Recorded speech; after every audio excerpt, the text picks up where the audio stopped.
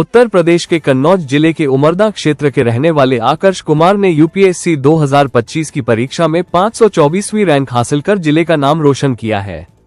छोटे से गांव से निकलकर इस मुकाम तक पहुंचने वाले आकर्ष अपनी सफलता का श्रेय अपने नाना, पिता और मां की मेहनत और प्रेरणा को देते हैं। आकर्ष ने बताया कि पहले प्रयास में वो इंटरव्यू चरण में सफल नहीं हो पाए थे, लेकिन उन्होंने हार नहीं मानी और दूसरे प्रयास में पूरी लगन और मेहनत के साथ तैयारी जारी रखी, जिसका परिणाम आज उनकी इस सफलता के रूप में सामने आया है। उन्होंने बताया कि उनकी इस उपलब्धि के पीछे उनके मामा और भाइयों का भी विशेष योगदान रहा, जिन्होंने उन्हें आर्थिक और मानसिक रूप से लगातार सहयोग दिया। परिवार में अधिकतर लोग शिक्षक हैं, लेकिन आकर्ष ने देश और समाज के लिए कुछ अलग करने की सोच के साथ यूपीएससी की तैयारी शुरू की। आकर्ष का कहना है कि युवाओं को सफलता के पीछे भागने के बजाय पूरी ईमानदारी और लगन के साथ पढ़ाई पर ध्यान देना चाहिए, क्योंकि एक बार सफलता मिलने के बाद न सिर्फ अपने बल्कि पूरे परिवार के सपने पूरे हो जाते हैं। अब आकर्ष कुमार का लक्ष्य आईपीएस बनकर देश की सेवा करना और समाज के लिए बेहतर कार्य करना है।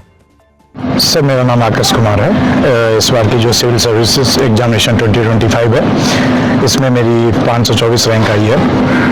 और सर, जर्नी थोड़ी उतार चढ़ाव भरी रही है। इसमें कई बार ऊपर नीचे हुए हैं। लास्ट ईयर मैंने इंटरव्यू दिया था, तो उसमें उतना अच्छा नंबर नहीं आया, फिर तो थोड़ी डिसअपॉइंटेड हुए सारे लोग। पर फैमिली और फ्रेंड्स बहुत इनकरेज किए कि दोबारा से स्टैंड अप हो। तो इस बार फिर मैं बैठा। मेरा उतना मन नहीं था, क्योंकि मैं थोड़ा सा हार फील कर रहा था लास्ट ईयर की। फिर मैं बैठा, तो इस बार मेहनत की, तो अच्छी रैंक फिर दिखी मुझे 524 में। पढ़ाई का कैसे करते थे सर? पढ़ाई हमारे यहाँ काफ़ी पहले से हमारे नाना शिक्षक थे, तो वहाँ से इनकरेजमेंट रहा। माताजी भी शिक्षक हैं, बाकी लोग भी हमारे यहाँ शिक्षक हैं, तो वो लोग शुरू से पढ़ाई पे ही फोकस रखा।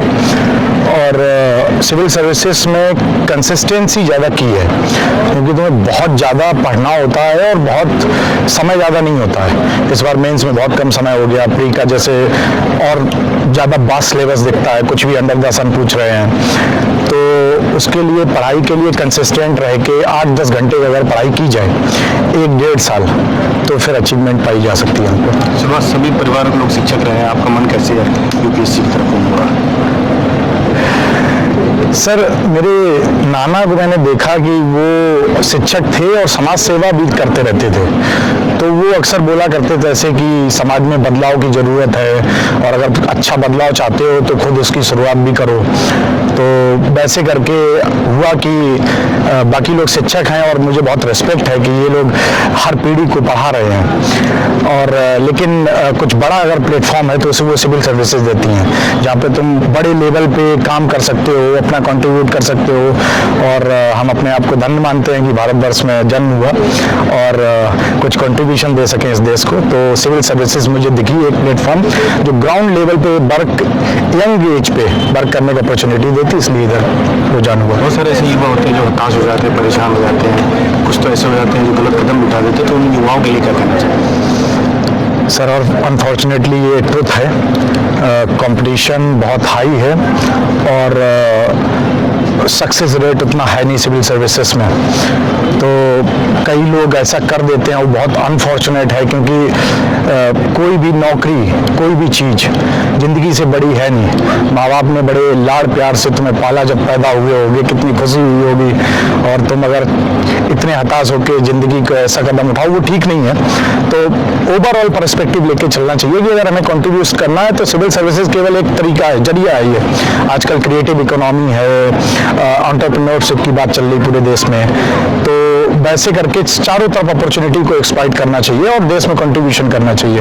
केवल सिविल सर्विसेज में ऐसे इसके पीछे पागल नहीं हो जाना है। होता है तो सही है, नहीं तो आगे ये इनरिच करेगी जर्नी।